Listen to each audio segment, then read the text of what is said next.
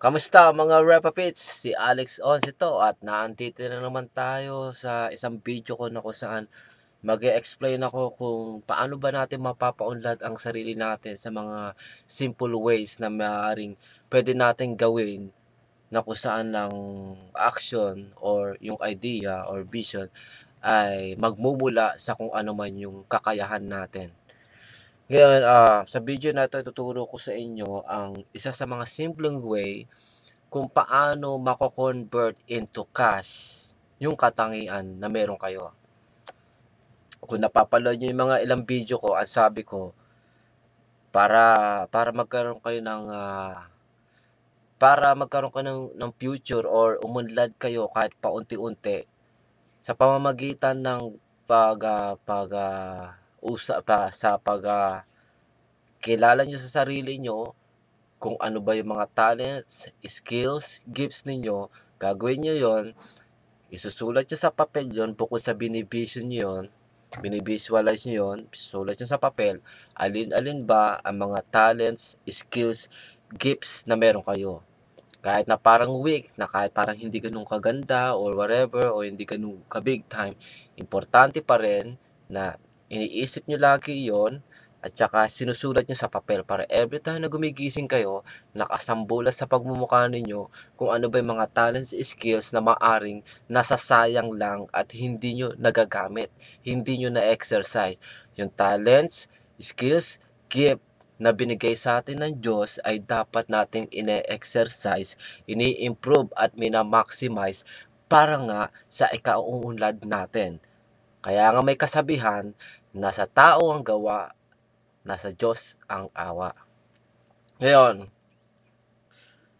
bibigyan ko kayo ng example, meron akong pinakamamahal-mahal na pamangkin, na kung saan sa tuwing tinitignan ko siya, marinig ko siya o ma-vision ko man lang siya sa isip ko, para ko lang nakikita yung sarili ko sa kanya dati, yung medyo bata pa ako. Mahilig siyang, "Tito, ganyan, tito paano naman, 'to gawan mo naman ako ng paraan, ganito ganyan, ano man akong sapatos, damit, whatever o konting pera, yan, kahit anong amount." Ngayon, dati-rati lagi ko siyang binibigyan na kung saan lagi lang ako lumalabas na konsentidor. Kahit na hindi naman pagiging konsentidor ang ginagawa ko 'yun dahil gusto at mahal ko itong pamangkin ko. Usually na lagi akong napupuna, lagi akong inaano ng tao na kesyo masyado kong ini-spoil ang aking, pamangkin na pinakamamahal kong pamangkin. Siyempre, 'di mo maiiwasan 'pag mahal mo ang isang tao, halos lahat yata ng parang imposible ibibigay mo sa kanya, 'di ba? Pero dumating ang mga ilang panahon, nung una pa lang alam ko na hindi ko dapat i-spoil ang aking pamangkin, hindi ko dapat binibigay sa kanya, pero since deprived siya or hindi siya gano'n ka ka-open sa mga things na maaring meron sa akin o meron sa iba na kung saan wala siyang masyadong access sa mga things, gadgets, pera, pananamit, ultimo masarap pagka wala siyang masyadong, access dun. Maaaring may access siya pero hindi all the time na may access siya sa mga gano'ng materyal o pananalapi or whatever. Ngayon, lumipas ang ilang panahon, 'di ko na siya binibigyan ng pera, hindi ko na siya binibigyan ng kahit anong klaseng pabor. Dahil ang katwiran ko, bigyan ko siya ng pera, bigyan ko siya ng pabor kapag umuwi lang ako ng Pilipinas. Pero habang nandito ako sa lugar na nandito ako, kung saan man akong lugar na nasa ngayon, hangga't nandito ako, sorry na lang siya, hindi ko siya puwedeng bigyan ng pera, lalong hindi ko rin siya puwedeng bigyan ng kahit anong pabor dahil hindi lang siya ang nangangailangan ng kung ano mang kasakaling hinihingi o hinihiling niya sa'kin dahil marami pa siyang kapatid at meron siyang magulang na naka-look up din sa'kin. So, anyway, to cut the story short, ganito 'yan. Dati nagmumukhang konsentidor, kakabigay sa kanya ng pera or whatever na pabor na hinihiling niya. Kahit alam ko from the very start na hindi ko dapat ginagawa yun dahil sa sobrang mahal ko 'tong tao na 'to, mahal ko yung pamangkin ko na parang nakikita ko rin sarili ko kaya gano'n-gano'n lang ako mapagbigay. Tsaka usually ako yung taong mapagbigay. Mas gusto ko ako ang nagbibigay kaysa ako yung humihingi or tumatanggap ng kahit anong grasya mula sa kung sino. Ngayon, siyempre lumipas ang ilang panahon na kusang walang nangyari din sa'kin dahil sa sobrang pagbibigay ko, ay ako lang din nawalan. Hanggang sa na-realize ko kahit sinong taong tinutulungan ko lumalabas na mas pulubi pa ako kaysa sa taong tinutulungan ko. Mas mayaman pa yung taong tinutulungan ko kaysa sa akin na tumutulong. Ang kulit niyon, 'di ba? Mas pulubi ako sa taong nangangailangan, sa taong tinutulungan ko. Mas mayaman yung taong tinutulungan ko kaysa sa akin, 'di ba, ang kulit niyon. So, gano'n ang nangyari nung mga panahon na 'yon at, siguro kung naka-experience na kayo ng kung ano-anong klaseng problema sa buhay, maintindihan niyo ibig ko sabihin na mas mahirap pa ako sa taong tinutulungan ko. Mas mayaman pa yung taong tinutulungan ko kaysa sa akin. Maintindihan niyo later on kapag kayo natuto na maging independent, lahat ng bagay nasa inyo, sa inyo lang kinukuha, pananalapi, pananamit, pakikisama sa tao, pakikibagay, whatever, mga gano'n. Later on 'pag totally naging independent na kayo, maintindihan niyo ibig sabihin na mas pulubi pa pala ako kaysa sa taong tinutulungan ko o nanghihingi ng tulong sa akin. Mas mayaman yung taong nanghihingi ng tulong sa akin o umaasa sa akin kaysa sa akin, 'di ba? Mas mayaman sila kaysa sa akin mismo na tumutulong. Ngayon, yung pamangkin ko, may edad na siya. May edad na yung pamangkin ko. Lagi ko sinasabi dapat nag-aaral ka kahit papaano. Maaaring hindi ka nakatungtong ng high school, whatever, pero it doesn't mean na kinakailangan mong maging ganyang kahirap. It doesn't mean tanga ka or bobo ka. Walang taong bobo, pero may taong tamad. And dapat niyong iniisip, walang taong bobo, walang taong tanga, pero may taong tamad. Ngayon, ang sabi ko sa pamangkin ko bilang advice, hindi lang bilang tito kundi advice ko lagi sa lahat ng tao, unang-una kasi isusulat niyo sa papel, iisipin niyo kung ano-ano nga ba ang mga talents, skills, gifts niyo. Timbangin niyo alin yung magaang, medyo mabigat at pinakamabigat. Sa ilang kahit ilan bang mga talent, skills meron kayo, gawin ninyo, timbangin niyo kung alin yung pinakamabigat. Tingnan niyo yung ganyan, tignan niyo sa market kung may value ba yung pinakamabigat niyong talents. Ngayon kung hindi niyo masyadong ma-figure out kung alin ba pinaka-the best dun na i-convert niyo into cash, ang gagawin niyo ngayon nun, ito yung medyo magaang, medyo mabigat at pinakamabigat. Itutok niyo ngayon yung puso ninyo. Hindi lang isip ang itututok niyo, isip at yung number one, puso. Mas malaki percentage dapat ng puso kaysa sa isip. Tingnan niyo ngayon kung saan tututok yung puso na yun. Kung marunong kayong magluto, marunong kayong kumanta, marunong kayong whatever, 'di ba, kunyari may ilang kayong mga talent, skills na ganyan nalalaman, itutok niyo ngayon or tanungin yung sarili niyo, nasaan ba yung pinakamas malapit sa puso ninyo sa mga talents, skills, gift na yon. Ngayon balik tayo ngayon sa pamangkin ko. Yung pamangkin ko laging nanghihingi sa'kin yun, laging nanghihingi ng pabor, kumbaga bilang paglalambing lang sa'kin, hindi sa pagmumukhang materialistic siya. Paglalambing lang niya sa'kin sa nanghihingi sa'kin, understood ko yun dahil nanggaling ako sa pinanggalingan niya. At saka hindi pa naman siya gano'n ka-matured para, i-expect ko na maging matured siya tulad ko. Sabi niya, gusto ko magandang sapatos na yung Jordan, mga gano'n, Nike, whatever, tapos mga damit na Puma, mga Puma, Adidas, Fubu, whatever, number one Fubu gusto niya. Ngayon, sa tuwing nagkakapera siya, lagi niyang minamaigi na magkaroon ng pera. Mas gugustuhin niya huwag magbigay ng pera sa nanay niya, mas gugustuhin huwag niyang tulungan mga kapatid niya, makabili lang siya ng bagong sapatos, makabili lang siya ng magandang damit. Yung mga designer brand, yung may talagang 'pag nakita mo yung damit ng pamangkin ko para siyang taga-Amerika. Unang-una yung itsura niya mukha siyang tatte, tapos yung pananamit pa niya pantate, dahil halos lahat original, wala siyang pekeng ginagamit. Marunong siyang tumingin ng mga hip-hop clothing, marunong siyang tumingin ng mga magaganda, mamahaling, clothing. Simula sa taas, baba, pati siguro medyas, pinakapili-pili niya yung mga medyas niya. Tapos siyempre sapatos, tapos mga accessories. Ngayon, dun pa lang, if matalino yung pamangkin ko na yun, dun pa lang, kahit hindi niya na masyadong isipin, ano ba ang talents, skills, gifts ko? Marunong kong hindi ako marunong magluto. Nagiging helper din ako sa construction tapos ano pa ba, marunong akong whatever. Pero sa gano'n palang in-explain ko kanina na kesyo mahilig siya, gusto niya, hilig niya at addict siya sa pagkakaroon ng mga magagandang hip-hop clothing. So it means isa yon sa mga talents o skills, kaalaman niya na puwede niyang i-convert into cash. So, since alam niya yung mga hip-hop clothing, Pubo, whatever brand, sapatos, damit, pantalon, whatever, ultimo medyas, baka pati yung brief jacket mo, alam niya kung alin yung maganda at yung maganda na, panalo, mamahalin, whatever, yung gano'n, imported. So, since alam ng pamangkin ko na gano'n pala, so do'n pa lang, kahit hindi niya na masyadong i-vision o i-realize ng maayos kung alin ba, kung kumbaga hindi niya na kinakailangan tarya-taryahin kung ano ba yung mga talents, skills niya. Dahil do'n pa lang instantly alam mo na agad na meron siyang kaalaman, meron siyang talent, may kaalaman siya, may katangian siyang puwede niyang gamitin na puwede siyang umunlad ng paunti-unti. At ayun nga sa pamamagitan ng pagtingin, pagbili ng hip-hop clothing. Ngayon, paano mako-convert yung idea o yung vision o yung kaalaman niyang gano'n? Siyempre marami siyang ang number one titignan niyan, alam niya na yung mga gano'ng klaseng ano, mga materyal. Ang titignan niya diyan, asan ba yung market niya kung sakaling papasukin niya 'yan.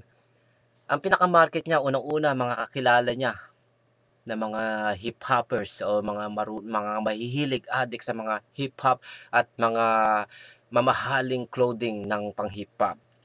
Mga kaibigan niya mismo na parang tulad lang din nila, mas mabuting 'wag kumain, mas mabuting ipitin ng perang baon, mas mabuting 'wag tumulong sa magulang basta makabili lang ng hip-hop clothing nila. Para lang makapag-Japons, makaporma, para feeling mayaman o feeling may pera. Kahit walang pera basta't naka-Japons ka, okey na, 'di ba? Oh, 'yun. Mga kakilala, tropa, kaibigan, kapitbahay at mga ibang tao pang mahilig sa hip-hop clothing. So, iyon ang magiging market ng pamangkin ko. Ngayon, kung halimbawa na-realize na ng pamangkin ko na gano'n na, alam niya na yung ano, yung item na isa-sell niya, iba-buy and sell niya, alam niya na. Ta's 'pag na-realize niya kung alin ba nasaan ba yung market niya, yun na nga, kakilala, kapitbahay, kaibigan at ibang taong mahilig sa hip-hop clothing. So, iyon ang market niya. So, paano ngayon mako-convert yung yung talent niya, yung kaalaman niya sa clothing? Gagawin ngayon niya, magsimula siya sa mismong damit niyang ginamit na puwede niyang i-buy, i-sell. Pagka-sell niya, 'pag na-sold na 'yon, gamitin niya uli yung pera na 'yon, bumili siya ng panibagong item na kung saan mas, babaratin niya ng konti yung presyo para 'pag binenta niya uli, may konting patong or papatungan niya ng siguro 10% o 5% o whatever, as long as kaya niyang patungan siguro 20% panalo, 'di ba? Pero maka 5% ka lang, maka 5% ka kada isang damit.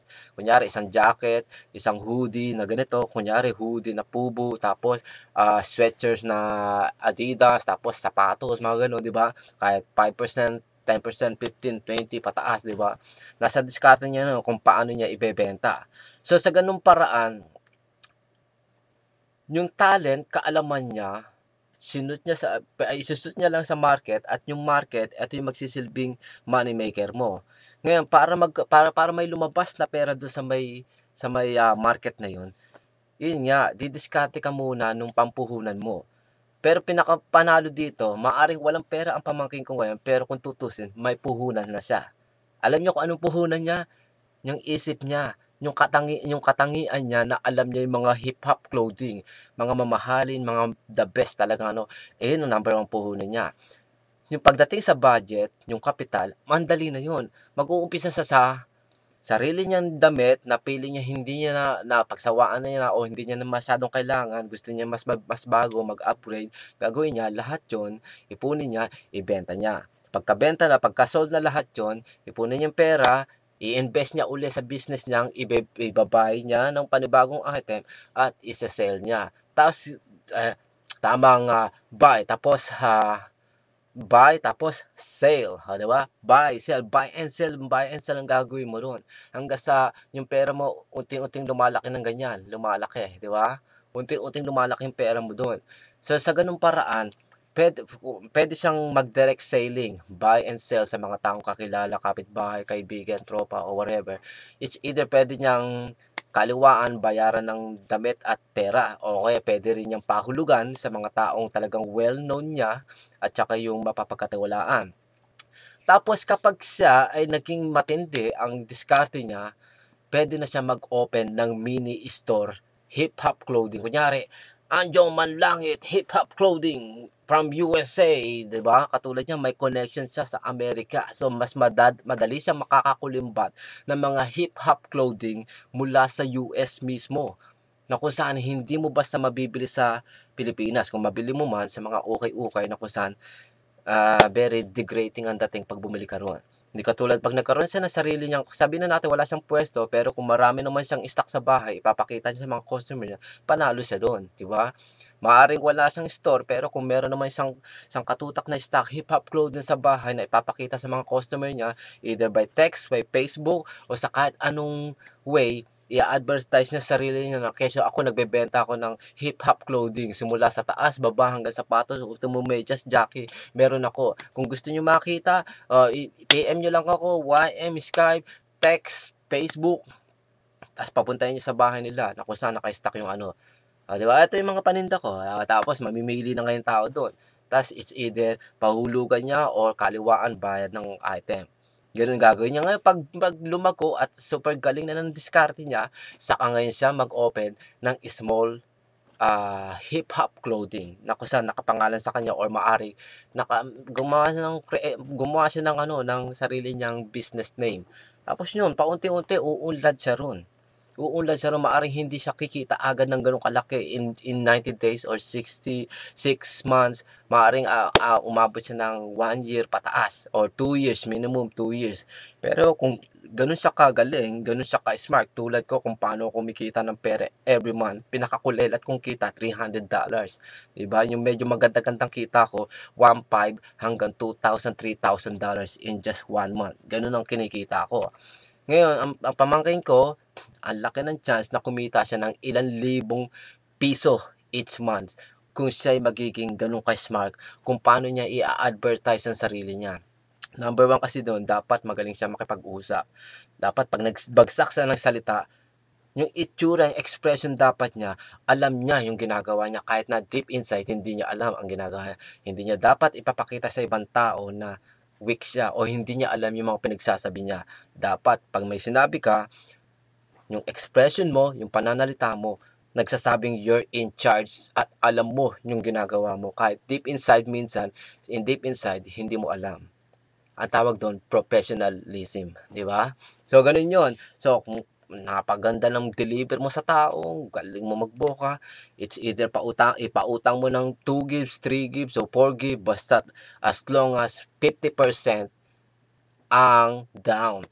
Ta's yung 50% maaaring pahulugan mo ng 2 or 3 or 4 times, 'di ba? I-me-make sure niya na dapat yung tao na 'to ay, credit worthy, yung talagang mapapagkatiwalaan sa ganitong klaseng pahulugan. Tapos no'n maaaring magpa-ending siya ng mga hip-hop clothing o kaya magpa-raffle siya ng hip-hop clothing niya, 'di ba? Pero number one talaga, buy and sell, direct selling sa mga tao. Saka na siya tumira ng isang small hip-hop clothing kapag marunong na siya. Pero kagandahan do'n sa may pamangkin ka nun, may puhunan na agad siya. Itong utak niya, yung katalinuhan niya, yung katangian niya, yung kaalaman niya na marunong siyang tumingin ng high-end na mga hip-hop clothing. Simula sa taas, sumblero, hikaw, mga accessories, alam niya 'yon. Tapos damit, loob at labas, pati jockey, pati medyas, sapatos, lahat alam niya. So, ibig sabihin, hindi siya totally zero. May kaalaman siya, lalong hindi siya tanga or bobo, may kaalaman siya. So, kung iisipin niyo ang sarili niyo, kung ibabase niyo sa pamangkin ko, kayo, ano bang katangian niyo? Ano ba talents, skills, gift niyo? Hindi pa puwedeng wala kayong talents, skills, gift. So, alamin niyo yung sarili niyo, kilalanin niyo yung sarili niyo, alamin nyo, timbangin nyo kung anong mga bagay na meron sa inyo. At tapos na pag natimbang nyo na-analyze nyo na lahat-lahat yun, tanungin nyo uli ang sarili ninyo, nasan ba yung pinakamalapit sa puso ko dito? Alam nyo ba, napakalaki ng percentage kung ano ang gusto mo, hilig mo, at number one passion mo, doon ka mapapabuti. Maaring iyon ang magpaunlad sa'yo. Tulad ng sa akin, hilig ko, ang dami kong hilig, ang dami kong talent, skills, ganito, ganyan. Pero meron ako isang bagay na hilig talaga simula pagkabata. At iyon ang naging business ko. At after few years na pagkakakalkal, pagsisira ng sarili kong gamit ang iba, pinakinabangan ko at ngayon kumikita na ako ng ilang libong dolyares yearly. Pinakamababa, $10,000. Di ba? Ngayon pamangkin ko kung gano'n siya katalino, ganito ganyan, puwede siyang magkapera sa hip-hop clothing. Kung feeling nyo interesting at informative itong video na 'to, i-click nyo yung like button, tsaka click nyo na rin yung subscribe button, i-share nyo 'tong video ko. The more na ginagawa nito, the more kayo makakakita ng mga ganitong example kung paano nga ba natin maiko-convert yung mga talents, skills, gift na binigay sa atin ng Diyos na hindi natin ine-exercise. Kinakalawang lang yun sa loob natin, deep inside our us. Kinakalawang yun. Kinakailangan natin kiskisin yung kalawang na yun para ma-convert natin yun into cash. Okay, till next time.